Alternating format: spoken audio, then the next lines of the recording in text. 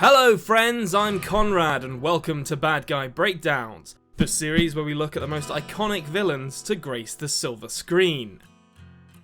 Let's get into the villainy. You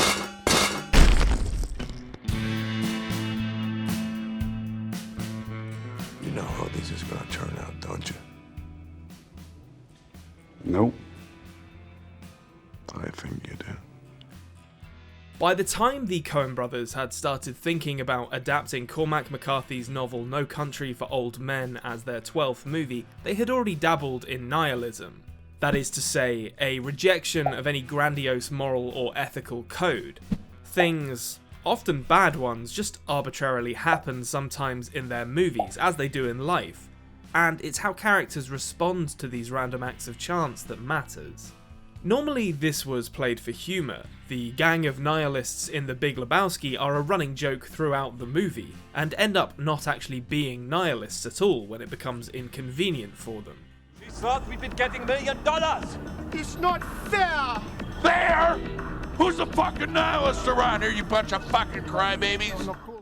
But in No Country for Old Men, while there is still humour, the character of Anton Chigurh feels like their most earnest attempt to realise a force of pure chance and chaos. His supposed principles, violent and insane though they may be, are supported by the themes of the story he is a part of. It's what makes this such a good movie, one of my favourites from the Coens, and what makes Chigurh such a captivating villain. But it's important to remember that this was coming during a creative dry spell for the sibling directors.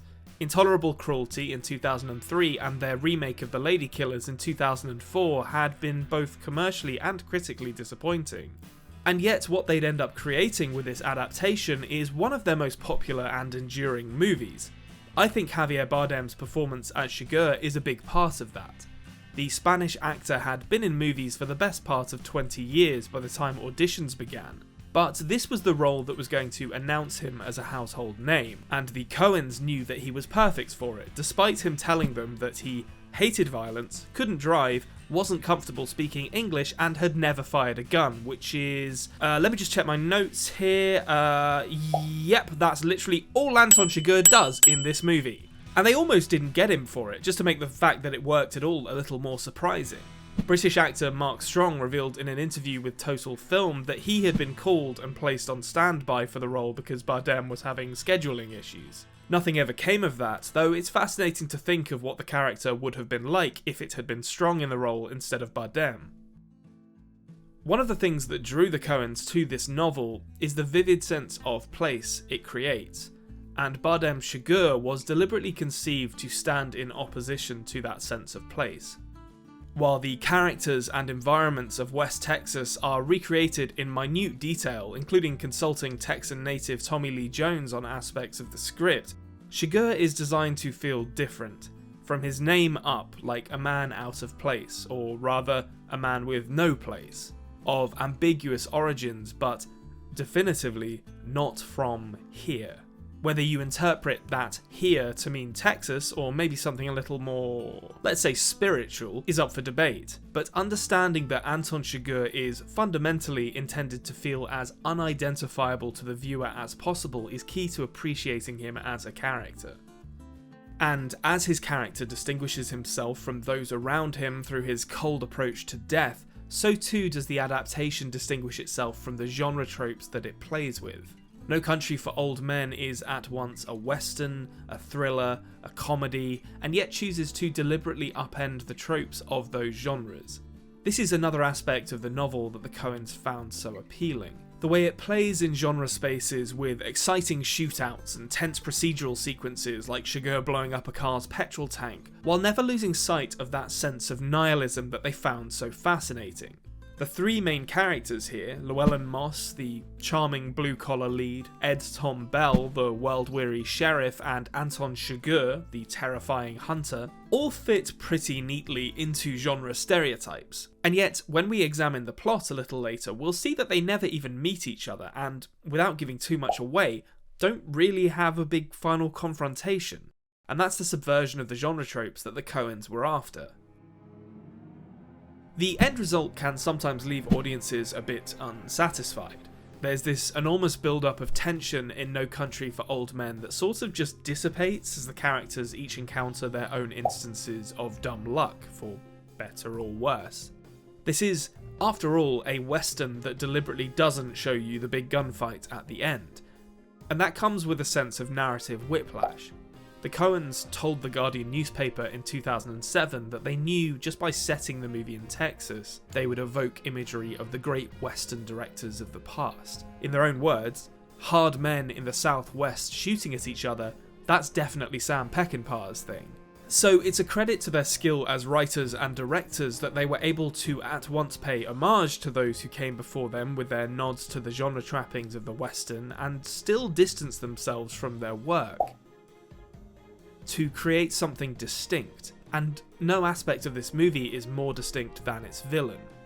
Bardem won an Oscar for his performance in No Country for Old Men, and it's pretty obvious why, but he's distinct in that he's a character defined as much by what we don't know about him as what we do.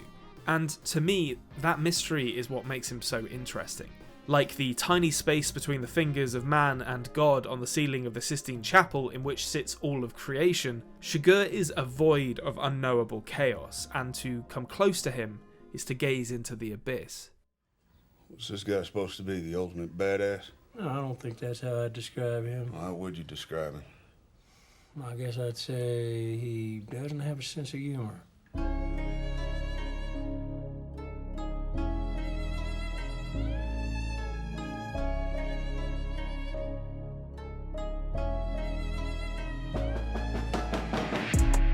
The single best thing about Anton Chigurh is the number of levels he can be appreciated on. And he's so central to No Country for Old Men that any praise of the multifacetedness of his character can also be applied to the movie as a whole.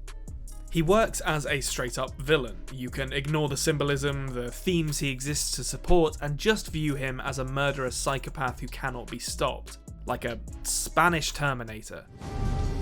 Hasta la vista, baby. In designing his costume and look, it was decided that he needed to appear distinct from your average West Texan to make him stand out as much as possible.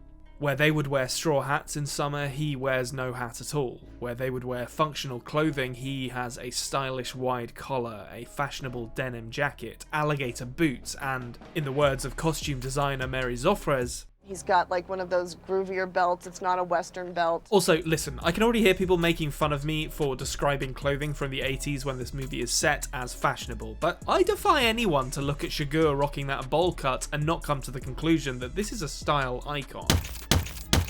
He looks, well, Groovy. See, Ash thinks so too, and he knows a thing or two about denim. Anyway, the point I'm making is that appearance and the general way Chigurh carries himself makes the character striking on even the most superficial of levels. We don't know where exactly he's from, and the fact that he could have been played by either a Spanish or a British actor implies that the origins of the character are explicitly mysterious. We don't really know anything about him, but he's terrifyingly competent. He seems to produce guns and equipment like the cattle bolt gun and the silenced shotgun out of thin air, evoking a John Wick-like network of safe houses and armories available to him, and knows how to do everything from blowing up car gas tanks to performing field surgery on himself. There is no challenge that he faces that he isn't equal to, and that makes him seem like an unrelenting force of evil that Moss has absolutely no chance of resisting. And that's where he gets interesting, because Chigurh isn't just the sum total of his appearance, performance and skill set, impressive though those aspects may be. This is where we're going to get into the labyrinthine territory of video SS the internet over. Theming.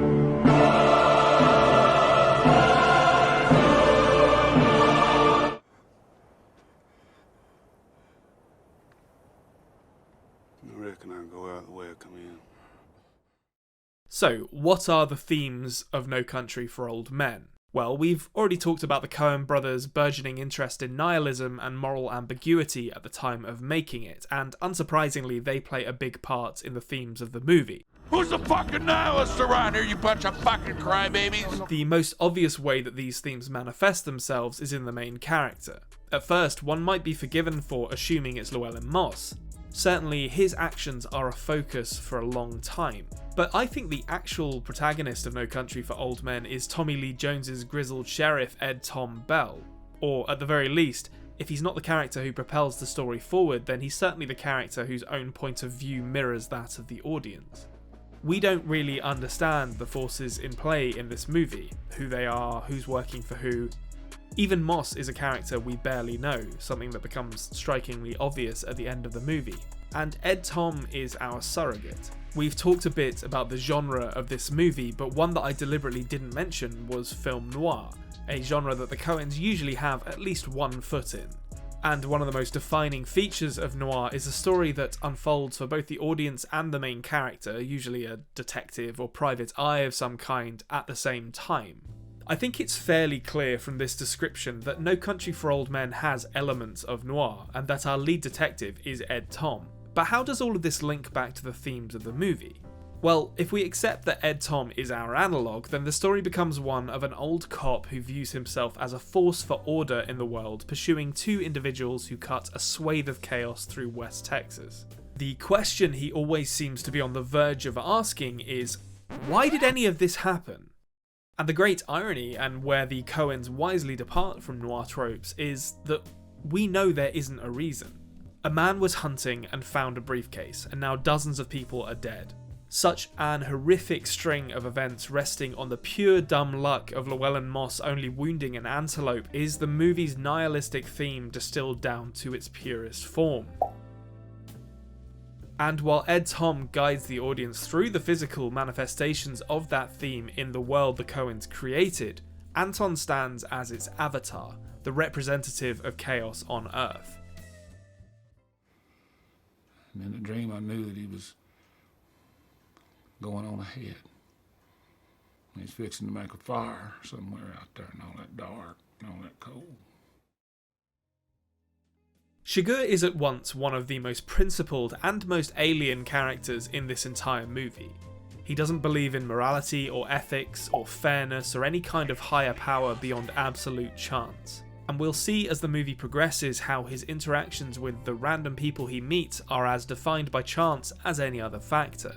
Whether it be deciding a man's life on a coin toss, killing someone simply for being in his way, or letting someone live when shooting them might have been easier, he is completely unknowable. But one gets the sense that somehow he is at least fair. And I think that is what makes him so fascinating, because he perfectly encapsulates the theme of the movie he exists in. He defies categorization and understanding, he simply is. And that makes him terrifying because fate is a cosmic force that none of us have any control over. And the idea that we are all headed for a destiny that we can't see, let alone avoid, is fundamentally upsetting to humans who typically try to apply meaning to their lives. You think this boy Moss has got any notion of the sorts of sons of bitches that are hunting him? I don't know, he ought to. He's seen the same things I've seen, and it certainly made an impression on me.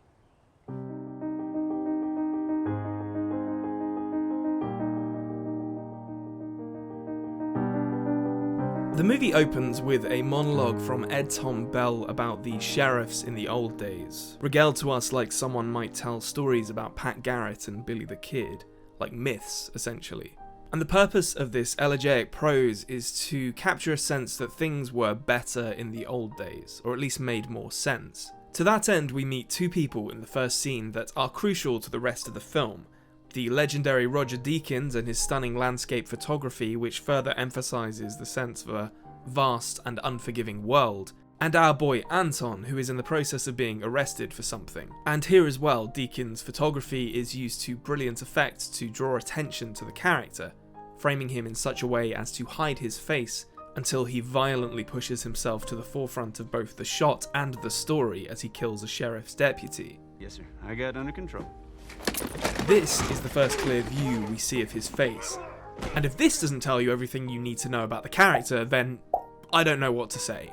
He washes his hands, bandages his wrists, grabs his Castle bolt gun, and then uses it moments later to steal the car of a man who is, frankly, way too trusting of cops. Not to mention men stepping out of police cars who clearly are not cops. Howdy.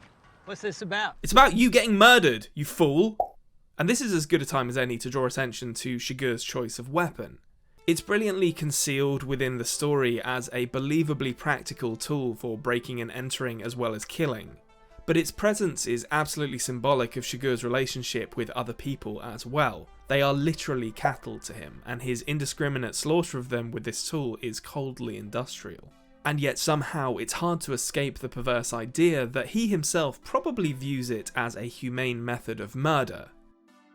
Above all else, these two scenes establish the fundamentals of his character better than dialogue ever could. He will kill anyone who gets in his way, and it makes every subsequent scene where he interacts with another person unbearably tense. We catch up with Anton a little later after Llewellyn Moss has made the life-altering decision, though not for the reasons he probably anticipated, to steal the money from a cartel drug deal gone wrong. And the scene where the villain reappears is at once completely disconnected from the rest of the plot, and yet also somehow one of the best scenes in the entire movie. In fact, that's true of quite a lot of scenes Chigurh is in. Every indication suggests that he is quite happy to pay for his gas and his little bag of peanuts and move on to wherever he is headed until the shopkeeper has the temerity to notice that he is driven down from the direction of Dallas. Y'all getting any rain up your way? What way would that be? I seen you was from Dallas. Being recognised, as it turns out, is a big deal for Chigurh, and what follows is a wonderful dialogue between him and the man behind the till. What business is it of yours? Where I'm from? Friendo.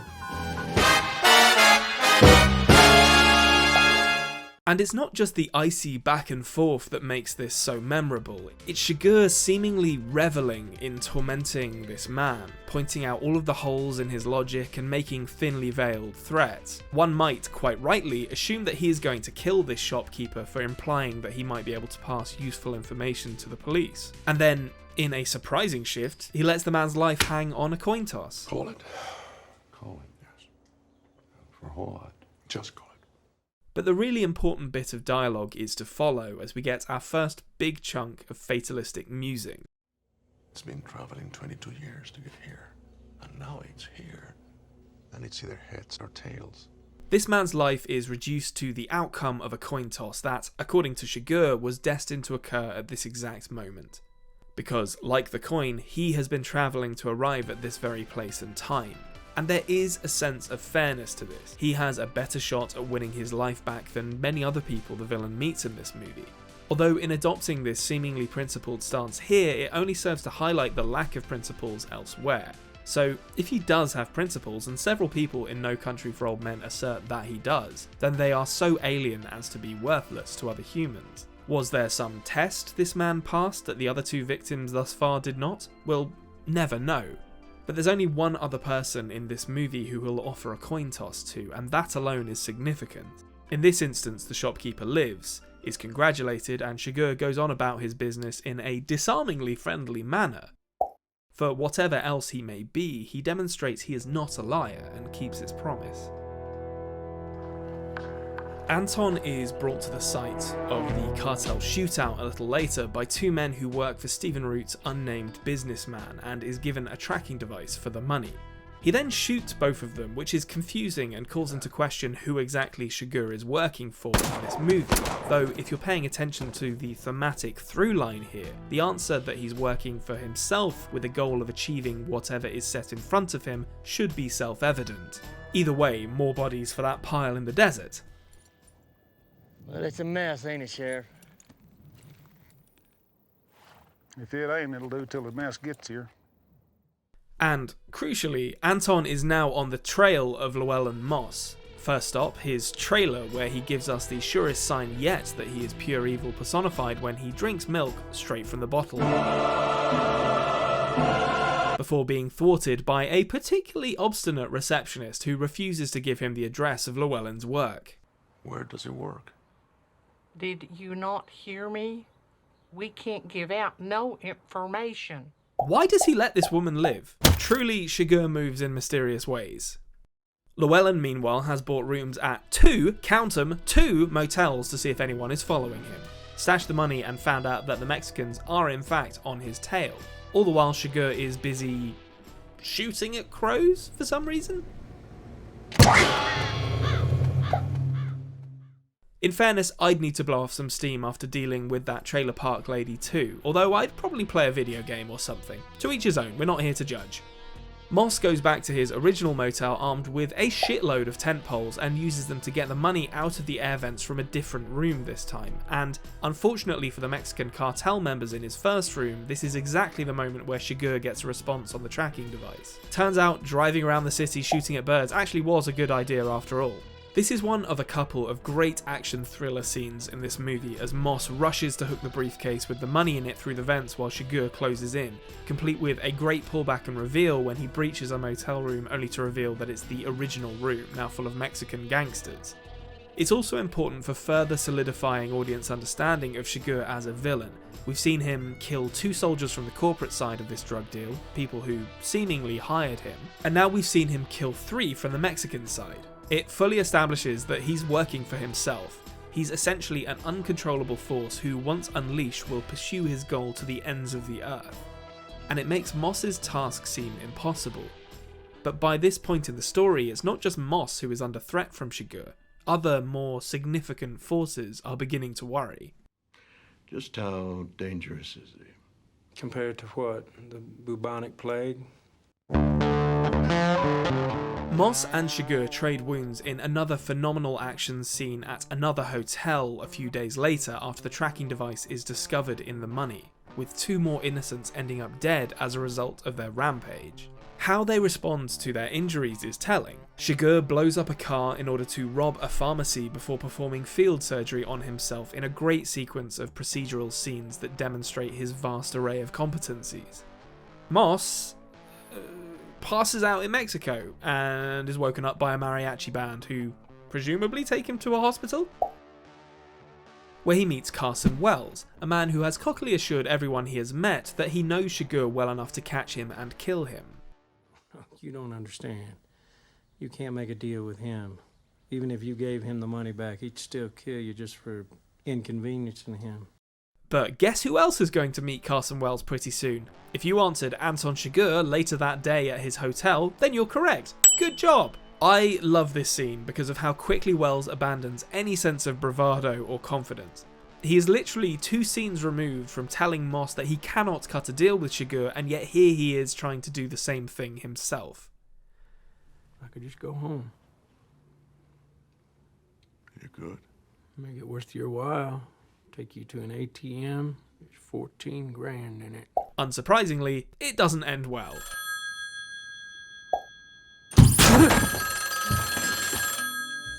There's one moment of physical acting here that is incredibly important for later, where Wells's blood almost reaches Anton's feet before he lifts them up onto the coffee table. We've actually seen it before too, when he removes his bloodstained socks after killing the cartel members at the motel. And it tells us what we already know, that Chigurh is incredibly attentive to any traces he might leave, particularly footprints. But it will come back just one more time, and the phone call with Moss after Wells has been killed should give you some hint as to when that might be, because it's the first time Chigurh has mentioned Carla Jean, Llewellyn's wife. If one thing is clear from everything the villain has done so far in this movie, it's that Carson Wells was at least partially right. He will kill people just for inconveniencing him. Stephen Root's unnamed businessman/drug dealer eats it next before Chigurh asks a random accountant in the room a question that is puzzling. Do you see me? It's another instance of Anton's bizarre principles coming to the forefront of the movie. Why would he not just kill this man? And the answer, I think, is once again that he is guided by notions beyond human understanding. And the mysterious nature of those notions is only compounded by the Coens' choice to end the scene before we see what happens, allowing our imaginations to fill in the blanks. Did he flip a coin for the accountant like the shopkeeper? Did he just leave like he did with the receptionist at the trailer park? Or did the accountant end up dead? It's for us to decide, and the fact that any one of these 3 options could be accurate makes Chigurh's methods all the more confounding. Especially since he seemingly murders a man who was helping him with jumper cables for his truck a little while later. Can you get those chicken grates out of the bed? What are you talking about? The connective tissue between these deaths is usually that the people involved have inconvenienced him in some way, even if just by owning a car that he needs to take. But this latest death always strikes me as particularly cruel because of how helpful the man was to him. And yet, it won't be the cruelest. He's a peculiar man. You might even say he has principles that transcend money or drugs or anything like that. Not like you. Yeah, he's not even like me.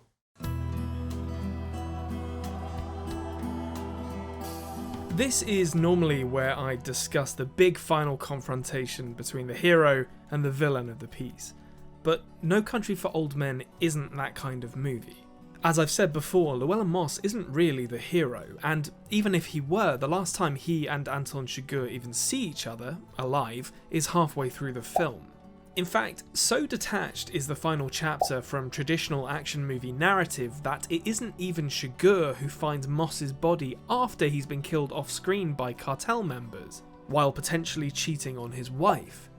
It's a scene designed to completely undercut everything the audience thinks it knows about this handsome, roguishly charming war veteran who we've been rooting for. He's been competent enough to go toe-to-toe with the villain every time they've met. And now he's been ignominiously gunned down by anonymous henchmen because his mother-in-law gave away where he would be staying.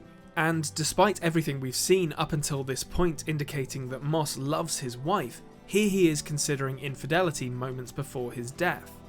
And when we reflect on Carla Jean's place in this narrative, it's hard not to build a picture of a woman who, despite her husband's protests to the contrary, was placed in needless danger by him. Let's not forget, Chigurh gave Moss an out when they spoke on the phone. He offered to spare her if Moss gave himself up, but his pride forced him to refuse. And that ultimately led to the final death of this movie, Carla Jean's. I buried my mother today. Ain't paid for that neither. I wouldn't worry about it. She is confronted by Chigurh sometime later and offered the same coin toss as the shopkeeper. Yet she, like Ed Tom Bell, refuses to engage in his game because she doesn't understand it. I ain't gonna call it. Her final words to Chigurh ring true to me. The coin doesn't have any say, it's just him. His principles are inconsistent and unknowable to the point where you question whether they even exist, and Anton seems genuinely stunned by her refusal to engage with him, though not enough to change course. And him briefly checking his boots as he exits her house is the only confirmation we get that she has been killed. People die seemingly indiscriminately in No Country for Old Men, but Carla Jean is one of the hardest to take. And likewise, Ed Tom Bell resigning himself to a sort of death as he retires from his position as a keeper of order because he no longer understands the world he wants to protect hits like a truck at the end of the movie. Both of these two characters' fates serve as a coin toss of sorts, one where Bell returns to the scene of Moss's murder suspecting he will find Chigurh, but doesn't, and the murder of Carla Jean. All that kept Bell alive and saw Carla Jean killed was chance. So we return to the theming of the whole movie. The Coen brothers' nihilistic approach to storytelling is never clearer than in the death of Moss. Our supposed hero gets the Rosencrantz and Guildenstern treatment, and we're left with one moral character dead and another alive but irrelevant for no reason other than luck. Even Chigurh himself seems to be a victim of this as he gets into a random car accident, fleeing the scene alive. But there is a sort of moral message to this hidden within the brutally pragmatic worldview that the directors have created. That the end of a life is often abrupt and meaningless, and it's what you do leading up to it that counts. Or at least that's my takeaway. Call me an optimist. And that's No Country for Old Men. It won a ton of Oscars, announced Javier Bardem as a major name in Hollywood, and remains one of the most effective blends of genres in recent memory. And Anton Chigurh, the agent of chaos and violence, rightfully took his place as one of the all-time greats in it. Thank you for joining us on Bad Guy Breakdowns. If you could leave a like, that'd be much appreciated, and be sure to stick around for the next one. Until then, I've been Conrad, and I'll see you next time.